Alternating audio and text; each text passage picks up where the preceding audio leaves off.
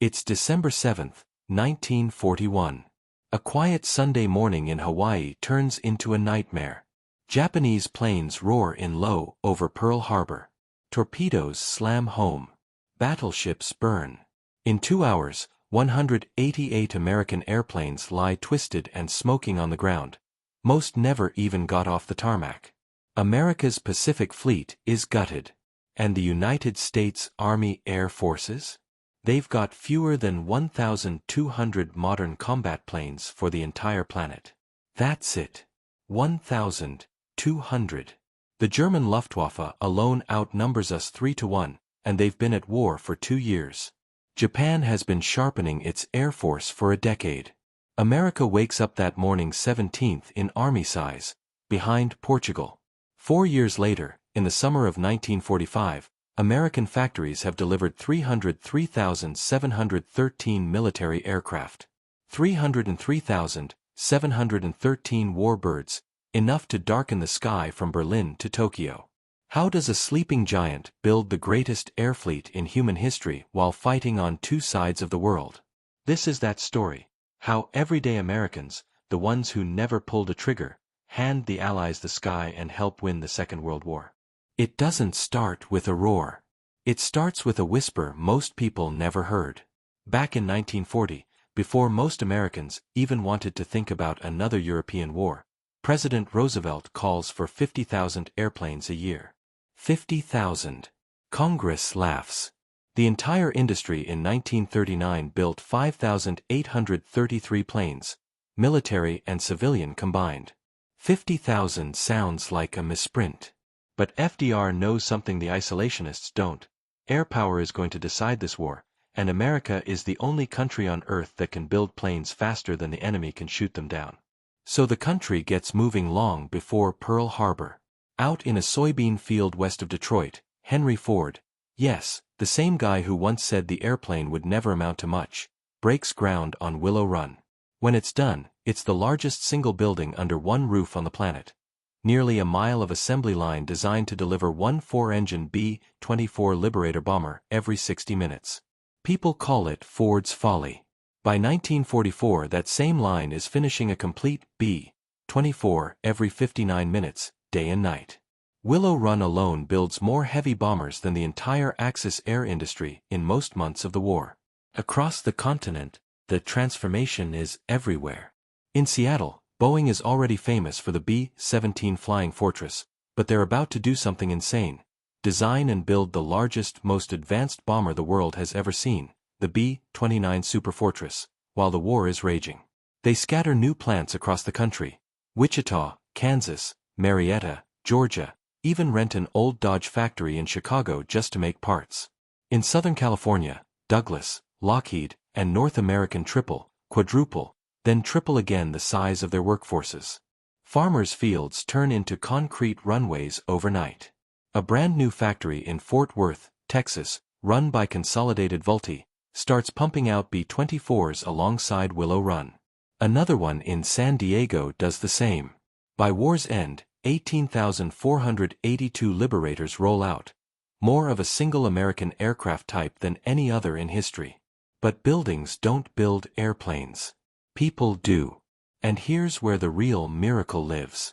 16 million American men are marching off to camps and ports. The factories are suddenly short millions of workers.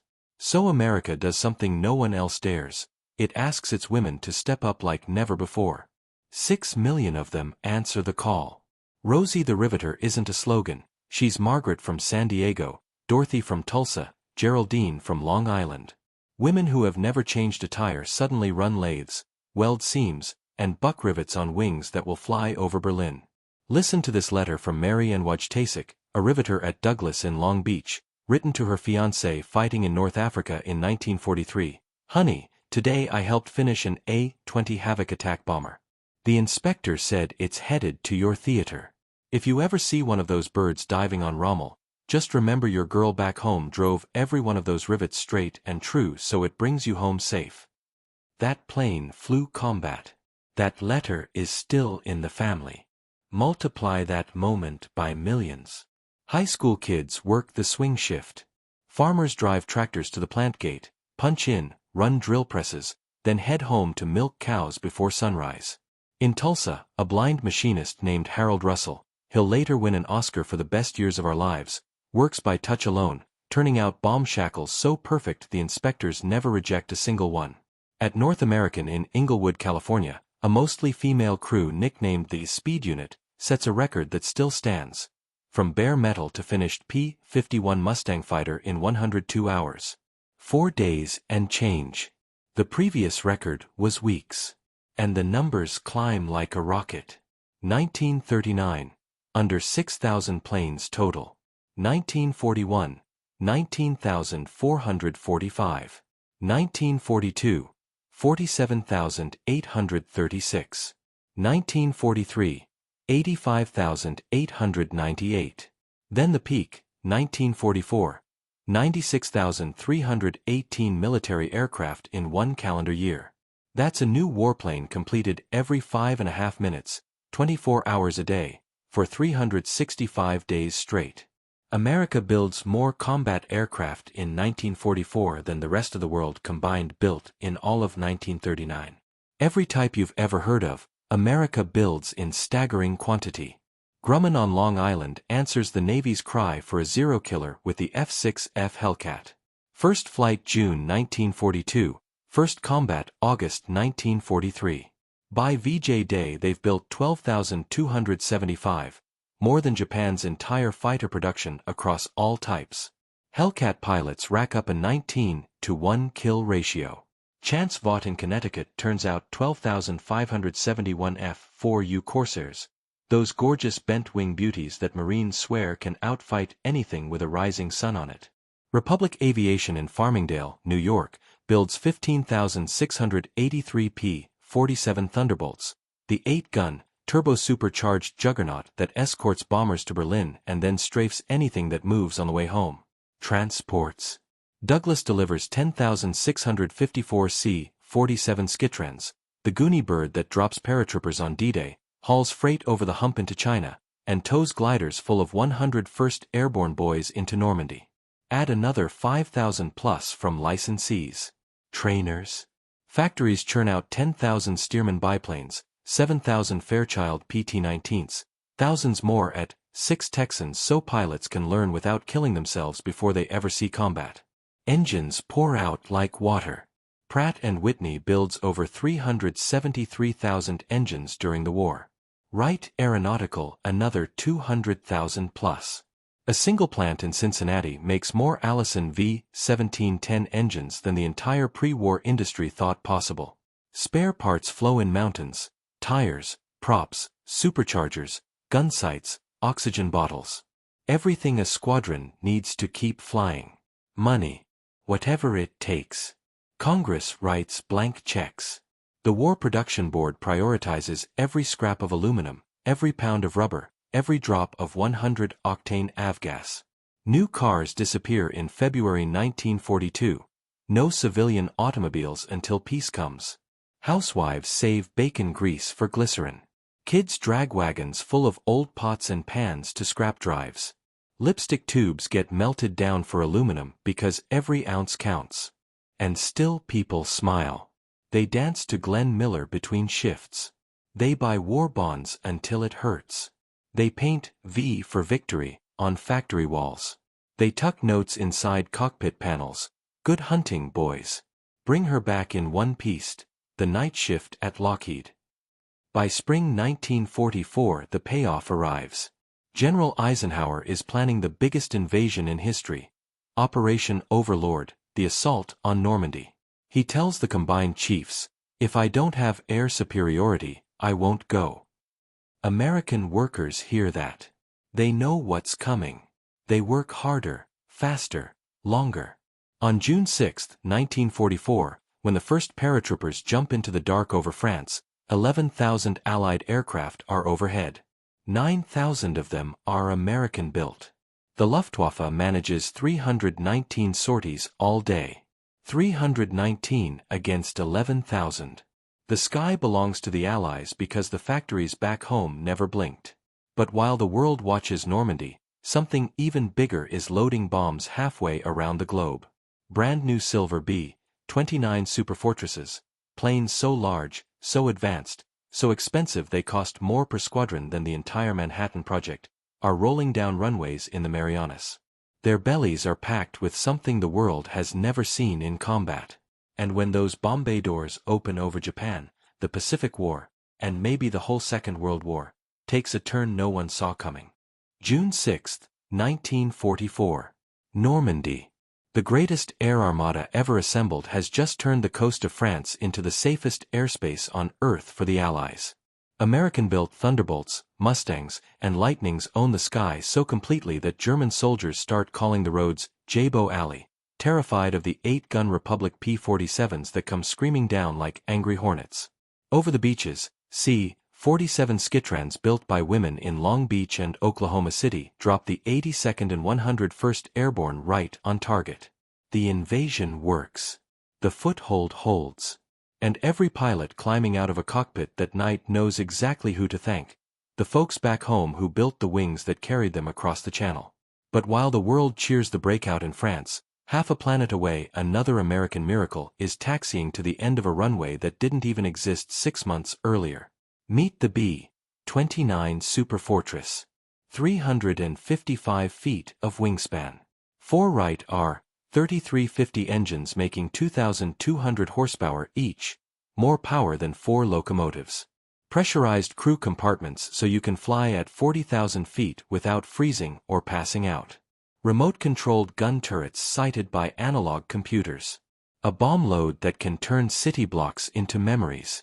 One B-29 costs more than any bomber in history, 3 times what a B-17 costs, twice what a battleship turret runs. The Army Air Forces want 2,000 of them yesterday. And American industry says, hold our coffee. Boeing builds entirely new plants in Wichita and Marietta. They rent an old automobile factory in Chicago just for tail sections. They lay down a runway on Saipan longer than any in the continental United States before there's even a dock to unload the cement.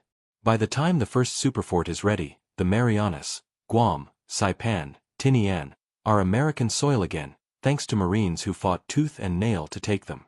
And the B-29s start arriving by the shipload, still in primer paint, still smelling like fresh aluminum. The first combat mission is almost a disaster. June 15, 1944. 68 B-29s lift off from forward bases in China, because the Marianas fields aren't ready yet, and strike the steelworks at Yota, Japan. The distance is brutal, the weather worse, the Japanese flak thick. Only 47 planes even drop bombs. One is lost to enemy fire, for more ditch or crash on the way home. The newspapers back home barely mention it. Most people think the new bomber is a dud. But the men and women who built those planes refuse to quit. Engineers at Wright Field tear into the wrecks that make it back. The biggest problem? Those massive R-3350 engines keep catching fire in flight. Magnesium crankcases, too little cooling, too much boost. The fix is brutal, redesign on the fly, new cowlings, new oil coolers, new everything. Parts fly out to the theater on priority cargo planes. Mechanics work in 110-degree heat on coral ramps, swapping engines with block and tackle because there aren't enough cranes yet. And the factories back home never slow down. By early 1945, Boeing, Bell, and Martin are delivering 500 superfortresses a month. 500. A year earlier that would have been the entire heavy bomber output. The man who takes command of the B-29 force is a stone-cold Missourian named Curtis LeMay. He's 38 years old, chews an unlit cigar like it owes him money, and he's done playing nice. The high-altitude precision raids aren't working, Japanese cities are too spread out, the jet stream over Tokyo scrambles the Norden bomb sites, and civilian workers are scattered in backyard shops anyway.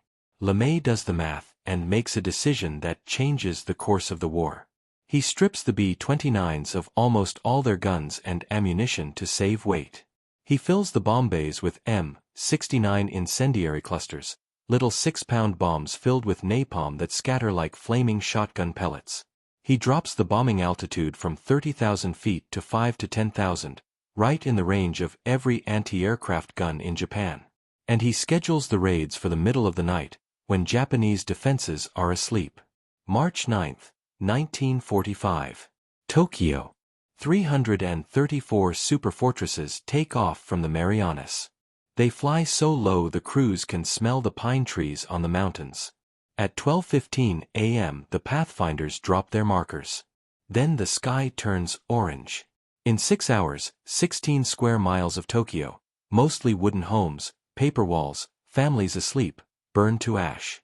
Official Japanese records later admit 83,793 dead, another 40,000 injured, and more than 1 million homeless in a single night. The firestorm generates its own wind, hurricane force gusts that suck oxygen in and people with it. The heat is so intense that canals boil. American crewmen flying at 7,000 feet say the glow lights up the inside of their airplanes like daylight. One tail gunner, Staff Sergeant Joe Kittinger from Orlando, Florida. Yeah, the same guy who later jumps from a balloon at 102,000 feet, writes in his diary that night, "Lord, I never want to see anything like this again. But if it shortens the war and brings my brother home from Europe, then I guess we had to do it." The raids keep coming. Osaka, Nagoya, Kobe. 67 Japanese cities feel American aluminum and fire. By August, the B-29s have burned out more than 180 square miles of urban Japan, 40% of the entire built-up area of the country. And still the factories back home keep sending more bombers, more crews, more bombs. But there's one more card to play, one that nobody outside a secret base in the New Mexico desert even knows exists. July 16, 1945. Alamogordo. A blinding flash lights up the pre-dawn sky. The Trinity test works. The gadget is real. 3 weeks later, a B-29 specially modified at Wright Field and hand-flown by Colonel Paul Tibbets lifts off from Tinian. Its name is Enola Gay, after Tibbets' mother. In the bomb bay hangs a 10,000-pound physics package nicknamed Little Boy. August 6, 1945. 8:15 a.m. Hiroshima time. The bomb detonates 580 meters above the city. A flash brighter than 1,000 suns. A shockwave that flattens everything for 2 miles. 70,000 people gone in the first second. The mushroom cloud climbs 7 miles high, visible from the B-29s circling 40 miles away. 3 days later, another B-29, Boxcar, piloted by Major Charles Sweeney, drops Fat Man on Nagasaki. August 15, 1945. Emperor Hirohito's voice crackles over Japanese radio for the first time in history. Japan surrenders unconditionally. The war is over. In 4 years and 38 days, from Pearl Harbor to the deck of the USS Missouri, American factories and American people built 303,713 military aircraft. They trained 193,000 pilots. They flew 2.3 million sorties. They dropped 2.1 million tons of bombs. And they brought more than 90% of their aircrews home, rates no other nation came close to matching. The final tally is almost too big to grasp. 12,731B, 17S18, 482B, 24S3, 970B, 29S15, 683P, 47S15, 686P, 51S12, 275F6F Hellcats 12, 571F4U Corsairs and tens of thousands more of everything else that ever wore a star and bar. Every one of those airplanes carried a little piece of home, a riveter's pride from Detroit, a welder's prayer from Seattle, a schoolgirl's war stamp money from Iowa, a blind machinist's perfect touch from Oklahoma. When the boys finally come marching home, 16 million of them, the first thing most do is look up at the sky and whisper the same 2 words. Thank you. Because the greatest air force the world has ever seen wasn't built by generals or presidents. It was built by you. By the United States of America. By farmers, mothers, kids, and dreamers who decided freedom was worth outworking the darkest empires history ever produced. And they did. They absolutely did. If this story moved you even half as much as it moves me every single time I tell it, drop a like, hit subscribe, turn on the bell, and maybe share it with someone who needs to remember what Americans can do when we decide something is worth fighting for. Because that spirit, it's still in us. See you in the next one, Patriots. God bless the United States, and God bless every man and woman who ever turned a wrench, pulled a rivet, or flew the planes that kept the world free.